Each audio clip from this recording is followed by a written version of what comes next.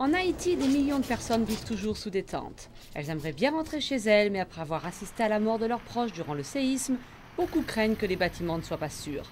Le plan actuellement en préparation vise à redonner confiance et à les aider à s'installer dans des structures plus résistantes. Alabre Louina a perdu 3 membres de sa famille dans le séisme d'Haïti lorsque sa maison s'est effondrée. Elle vit maintenant sous une tente. Même si la vie dans un campement est difficile, Alabre a trop peur pour réaménager dans une maison. Oui, me fait un pile perdre dans le tremblement de terre que me perdu mari. J'ai beaucoup perdu dans le tremblement de terre. J'ai perdu mon mari, mon frère et mon cousin. J'ai tellement perdu que je ne me sens plus en sécurité dans une maison maintenant. En Haïti, les campements sont devenus la norme. On estime qu'1,5 million de personnes vivent sous des tentes. L'espace et la vie privée sont réduits au minimum et la vulnérabilité face aux éléments est énorme. Mais suite au séisme qui a détruit ou endommagé des centaines de milliers de bâtiments partout dans le pays, de nombreux Haïtiens n'ont pas le choix. Certains n'ont nulle part où aller, d'autres ont trop peur de retourner vivre dans leurs anciennes maisons.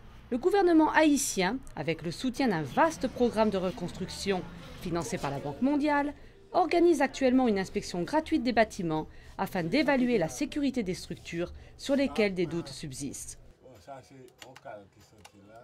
Les gens sont réellement traumatisés par cet événement et les rassurer sur l'état de leurs bâtiments est particulièrement important, car aujourd'hui, un très grand nombre de personnes vivent à l'extérieur de leur maison, bien que celles-ci soient intactes et parfaitement sûres. «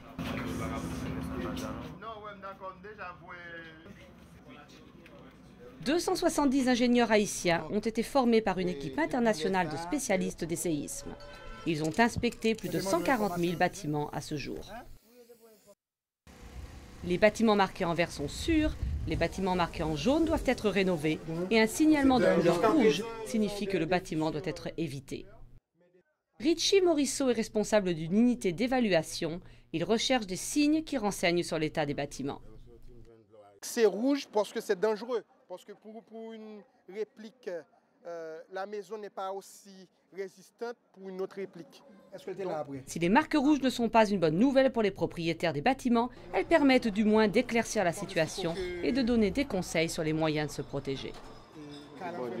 Après l'évaluation, j'ai été content de recevoir ces conseils.